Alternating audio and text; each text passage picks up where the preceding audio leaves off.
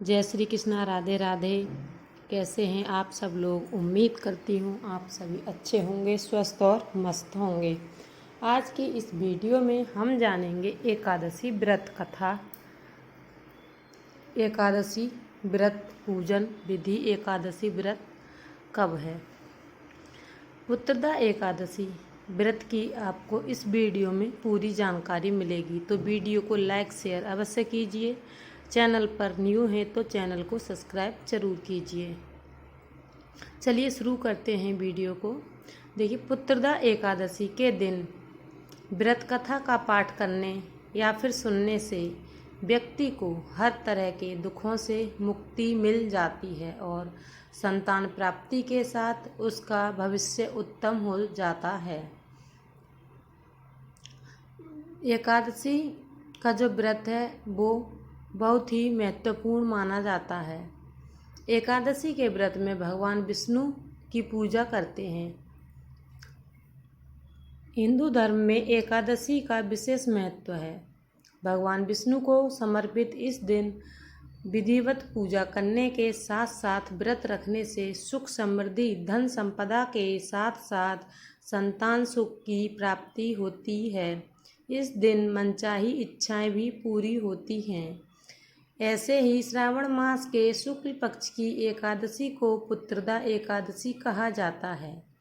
इस बार पुत्रदा एकादशी का व्रत 16 अगस्त को रखा जा रहा है। इस दिन संतान की प्राप्ति, खुशहाली और तरक्की के लिए यह व्रत रखा जाता है। इस सावन माह की पुत्रदा एकादशी का व्रत अगर आप भी रखते हैं तो आपको जरूर लाभ होगा। इस दिन भगवान विष्णु की विधिवत पूजा करने के साथ साथ अंत में इस व्रत कथा का पाठ अवश्य करना चाहिए। इससे आपकी पूजा पूर्ण होती है।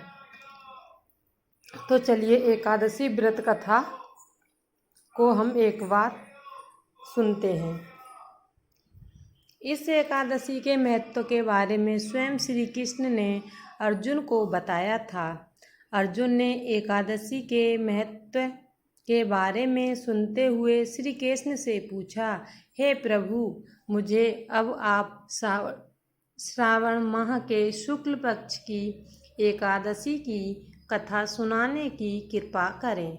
इसके बाद श्री कृष्ण ने कहा, हे धनुर्धर, श्रावण मास के शुक्ल पक्ष की एकादशी की कथा को सुनने मात्र से अनंत यज्ञ के बराबर फलों की प्राप्ति होती है।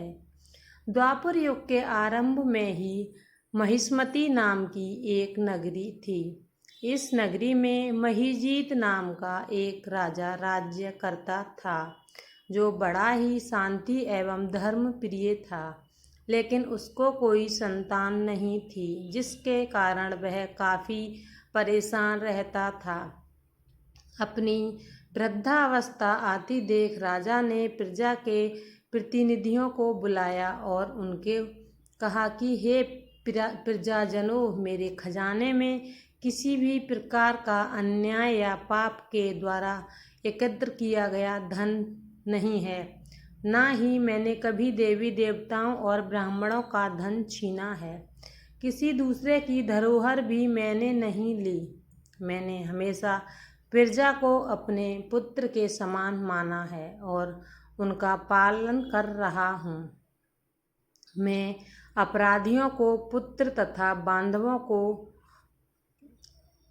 जो भी मेरे अपराधी हैं, उनको पुत्र तथा बांधवों की तरह दंड देता रहा। कभी किसी से घृणा नहीं की, सबको समान माना है। सज्जनों की सदा पूजा करता हूँ। इस प्रकार धर्मयुक्त राज्य करते हुए भी मेरे पुत्र नहीं है, इसलिए मैं अत्यंत दुख पा रहा हूँ। इसका क्या कारण हो सकता है? राजा महीजीत की इस बात को विचारने के लिए मंत्री तथा प्रजा के प्रतिनिधि वन को गए। वहाँ बड़े बड़े ऋषि मुनियों के दर्शन किए। राजा की उत्तम कामना की पूर्ति के लिए किसी श्रेष्ठ तपस्वी मुनि को देखते फिर रहे थे। एक आश्रम में उन्होंने एक अत्यंत वयोवृद्ध धर्म के ज्ञाता, बड़े तपस्वी, परमात्मा में मन लगाए हुए, निराहार, जितेंद्रिय, जितात्मा, जित क्रोध, सनातन धर्म के गुण तत्वों को जानने वाले, समस्त शास्त्रों के ज्ञाता महात्मा लोमस मुनि को देखा, जिनका कल्प के व्यतीत होने पर एक रोम गिरता था। सबने जाकर ऋषि को प्रणाम किया। उन लोगों को देख मुनि ने पूछा कि आप लोग किस कारण से आए हैं। निसंदेह मैं आप लोगों का हित करूँगा।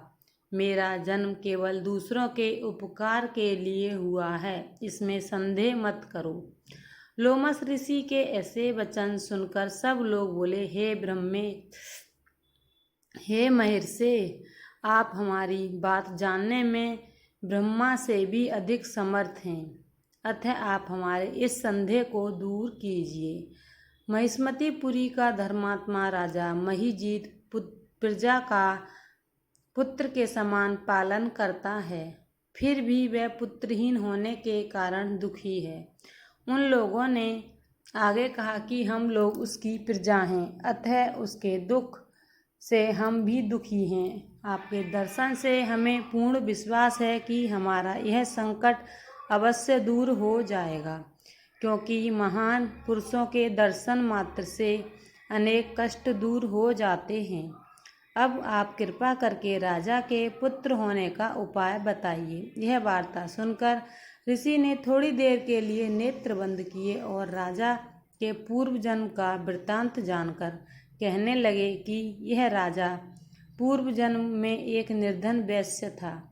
निर्धन होने के कारण इसने कई बुरे कर्म किए। यह एक गांव से दूसरे गांव व्यापार करने जाया करता था।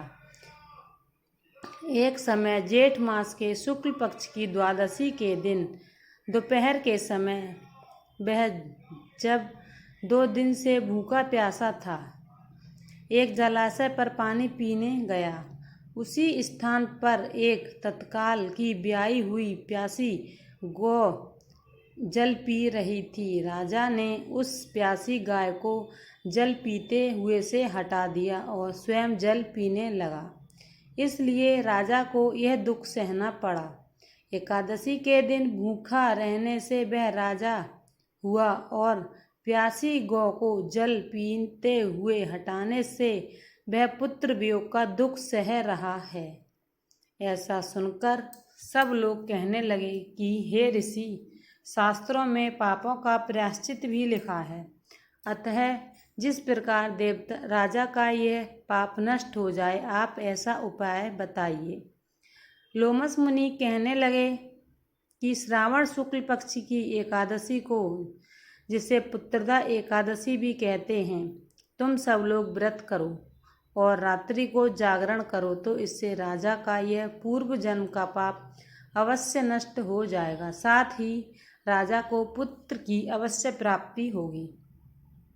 लोमस ऋषि के ऐसे वचन सुनकर मंत्रियों सहित सारी प्रजा नगर को वापस लौट आई और जब श्रावण शुक्ल पक्ष एकादशी आई तो ऋषि की आज्ञा अनुसार सबने पुत्रदा एकादशी का व्रत किया और जागरण किया। इसके पश्चात द्वादशी के दिन इसके पुण्य का फल राजा को दिया। उस पुण्य के प्रभाव से रानी ने गर्भ धारण किया और प्रसव काल समाप्त होने पर उसके एक बड़ा तेजस्वी पुत्र उत्पन्न हुआ। इसलिए हे राजन, इस श्रावण शुक्ल एकादशी का नाम पुत्रदा एकादशी पड़ा। अतः संतान सुख की इच्छा हासिल करने वाले इस व्रत को अवश्य करें। इसके महत्व को सुनने से मनुष्य के सब पाप मुक्त हो जाते हैं और इस लोक में संतान सुख भोग कर परलोक में स्वर्ग को प्राप्त होता है।